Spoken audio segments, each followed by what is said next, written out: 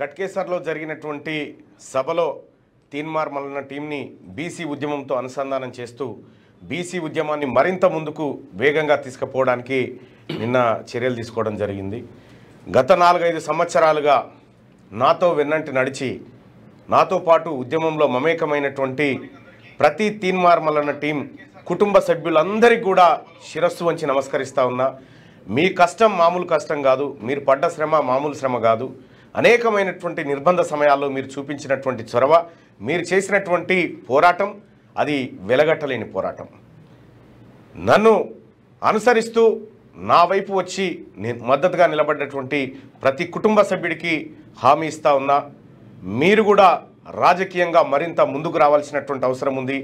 మీరు కూడా నాతో పాటు ఈ ఉద్యమంలో ముందుకు నడిచి ఈ బీసీ ఉద్యమాన్ని మన భుజాల మీదకి ఎత్తుకోవాల్సిన సమయం ఆసన్నమైందని చెప్పి తెలియజేసుకుంటూ, అలాగే ఎస్సీ ఎస్టీ మైనార్టీ సోదరులు ఎవరైతే ఉన్నారో మీ అందరికి కూడా చెప్తా ఉన్నా.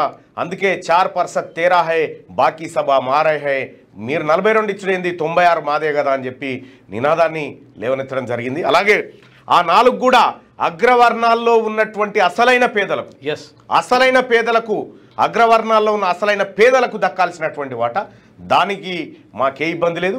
ఈ 96% ఎస్సీ ఎస్టీ బీసీ మైనార్టీ వర్గాలదే. సో ఇంకా మనకి ఏదో 42 ఇస్తారు, ఏదో చేస్తారు, ఏదో పొడుస్తారనేటువంటి నమ్మకాలు అయితే ఏమీ లేవు. ఒకవేళ అదే జరిగేది ఉంటే ధర్నాలు, డ్రామాలు, రైళ్లు, రోకోలు ఇవి ఏమీ ఉండకపోతుండే. డైరెక్ట్ సంతకం పెట్టి తెచ్చేది ఉండే. కానీ అది జరిగే వాతావరణం లేదు. అంటే చిత్తశుద్ధి లేని శివుని పూజ అన్నట్టు రాదు ఇది ఈ వ్యవహారం అంతా. సరే, దీన్నంతా గమనిస్తూనే ఉన్నాం. బీసీ ప్రజలారా, లైవ్ చూస్తున్నటువంటి ప్రజలారా, 4 తారీఖు రోజు సోమాజిగూడ ప్రెస్ క్లబ్లో ప్రెస్ మీట్ ఉంది. అత్యంత కీలకమైనటువంటి ప్రెస్ మీట్ని బీసీజేఏసీ అక్కడ నిర్వహించబోతూ ఉంది. ఆ ప్రెస్ మీట్కి ఈ బీసీజేఏసీ నాయకులందరినీ కూడా నిన్ననే ఆహ్వానించడం జరిగింది. సో ఏం చేయబోతున్నాం మళ్ళన్న, 42% ఇప్పుడు వాళ్ళు పోతారు, ఢిల్లీకి పోతారు, 2-3 రోజులు ధర్నా అంటారు, ధర్నా చేస్తారు, మళ్ళీ ఎక్కడోళ్ళు అక్కడ వస్తారు. వచ్చిన తర్వాత వాట్ నెక్స్ట్? వాళ్ళు చెప్పేది ఏం చెప్పబోతుర్రు, మనకేం చేయాలనుకుంటారు, వాళ్ళు ఎలా మోసం చేయాలనుకుంటారు, ఈ అన్ని విషయాలు కూడా సోమాజిగూడ ప్రెస్ క్లబ్లో మాట్లాడుకుందాం. నిజంగా 42% తీసుకొస్తే పూలదండలు, సంతోషం.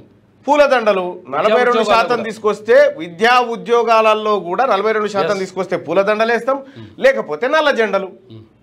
పూల జెండలు కావన్నా నల్ల జెండలు కావన్నా మీరే డిసైడ్ చేసుకోరు. ఇది బీసీలు 2 కోట్ల మంది బీసీల ఆత్మగౌరవంతో చెలగాటమాడుతున్నటువంటి సందర్భం.